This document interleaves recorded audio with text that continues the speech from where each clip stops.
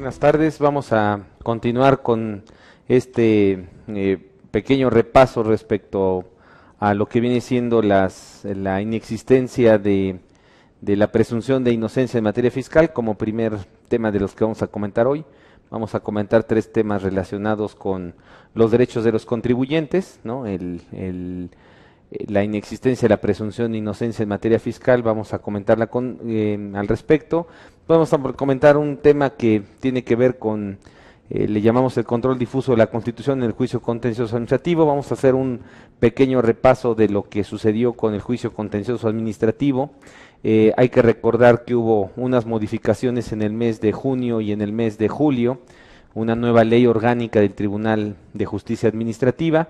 Y bueno, pues de eso vamos a estar platicando, vamos a platicar del procedimiento de ejecución, vamos a comentar un poquito de las garantías de los créditos fiscales, de los medios de defensa en el procedimiento de ejecución, y al final vamos a platicar un poquito del envío de la contabilidad, ¿no? El problema que se presenta en los tribunales, que los tribunales al final resuelven, y bueno, pues vamos a comentar un poquito de este derecho constitucional de los contribuyentes relacionado con el principio de legalidad.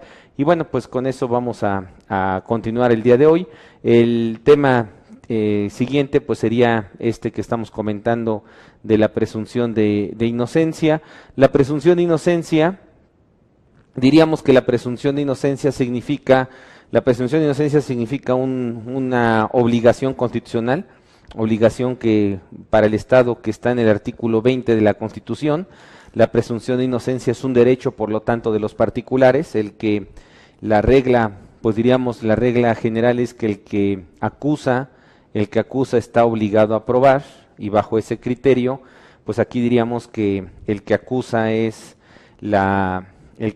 entonces es las autoridades, en el caso de la materia penal, pues las autoridades ministeriales, las autoridades que de alguna manera están iniciando los procesos penales, ¿no? Y entonces pues estos tendrían que acreditar la existencia pues de la conducta, de la comisión del delito, ¿no? De las pruebas que evidencien la existencia de ese delito. Y por otro lado tenemos también el concepto relacionado con que esta presunción de inocencia es de materia penal. El artículo 20 constitucional, pues diríamos que son todos los derechos mínimos, ¿no? Los derechos mínimos que se tienen en alcance a lo que viene siendo los derechos fundamentales, pero desde el punto de vista constitucionales. Entonces, en referencia a la materia penal en particular, tendríamos ahí el artículo 20 constitucional. Y del artículo 20 constitucional, entonces, se desprende la presunción de inocencia. ¿Qué ha pasado? Pues lo que ha pasado es que con esta reforma, porque anteriormente la presunción de inocencia no estaba en forma expresa en la Constitución, sino que se desprendía de la misma, diríamos que había un principio implícito en la Constitución, no era expresa la disposición, y entonces a partir de el 18 de junio, ¿no? A partir del 18 de junio del 2008, ¿no? A partir de la reforma constitucional del 18 de junio del 2008, lo que permitió fue que existiera ya la presunción de inocencia en este artículo 20 constitucional.